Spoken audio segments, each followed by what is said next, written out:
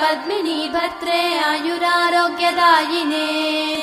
हर्षवल्ली निवासाय सूर्यदेवं तव सुप्रभातम्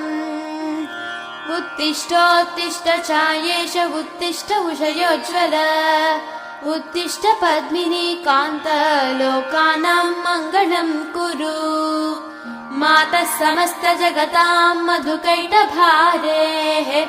सव्येतराक्षी परितोषिणि पद्मनीड्ये नाथानुबद्ध भुवनावनबद्ध दीक्षे प्रत्यक्ष दैवतरमे तव सुप्रभातम् छाये किलाश्रित वरप्रद कल्पकल्पे विस्वाप्तधाम निलयामल दिव्यभासे आयाहि शीघ्रमघनासिनि संश्रितानां श्रीसूर्यदैवतरमे तव सुप्रभातम्।